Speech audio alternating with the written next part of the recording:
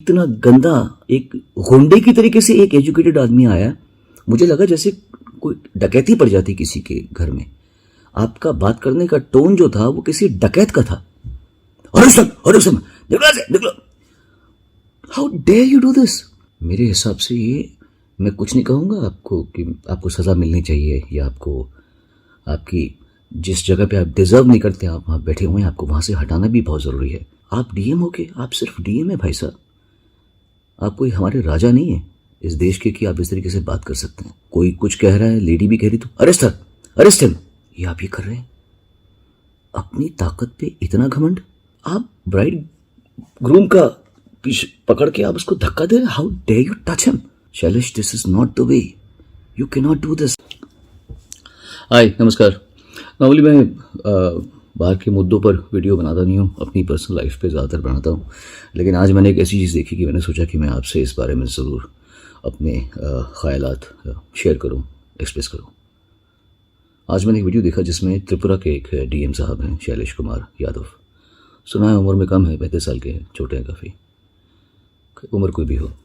वो एक शादी में घुस के और कानून का पालन करने के लिए लोगों को कह रहे हैं। पहली बात तो ये कि मैं ये नहीं जानता कि शादी के जो गेस्ट्स उन्होंने परमिशन ली थी कि नहीं ली थी प्रॉपरली। वो कहते हैं 11:30 बजे तक परमिशन ली थी, डीएम साहब कहते हैं कि 10 बजे तक। चलो, ये लीगल मामला है और ये मैं विशेषज्ञों पर छोड़ता हूँ, इस पर कहना और कोई टिप्पणी करना मेरे लिए उचित नहीं होगा। लेकिन डीएम साहब, ये क्या तरीका है? हम किस देश में रह रहे हैं भाई? इस तरीके से हम अपने देशवासियों से बात कैसे कर सकते हैं भाई? अगर वो गलती पे हैं तो आप उन्हें या तो बात कहने का मौका दीजिए। कोई कुछ कह रहा है, लेडी भी कह रही, तो अरेस्ट हिम। ये आप ये कर रहे हैं, अपनी ताकत पे इतना घमंड। अरे, घमंड तो प्रधानमंत्री मोदी को भी नहीं है। वो भी लोगों से अगर बात करते हैं तो तमीज से बात करते हैं।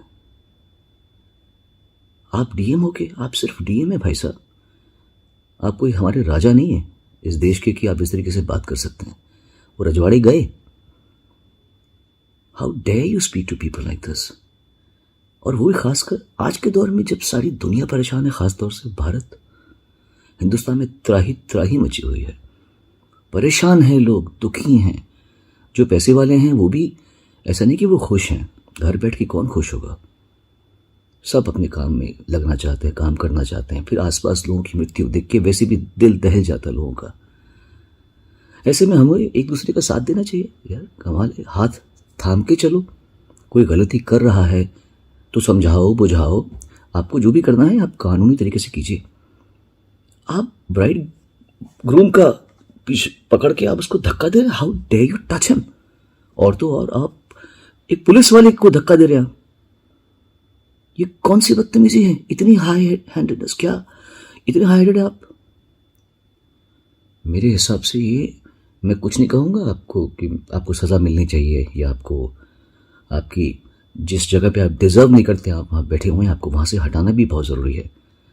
लेकिन मैं आपके लिए ये गलत कामनाएं या आपको ये गलत, आपके लिए बद्दुआ नहीं दूंगा मैं आपको, क्योंकि आपका भी परिवार है और गलतियां इंसान से हो जाती हैं।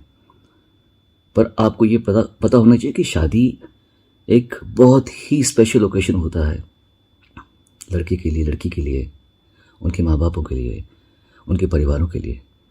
आपने उन लोगों की पूरी इतने अच्छे खूबसूरत मोमेंट में आपने इतना बड़ा दाग लगा दिया।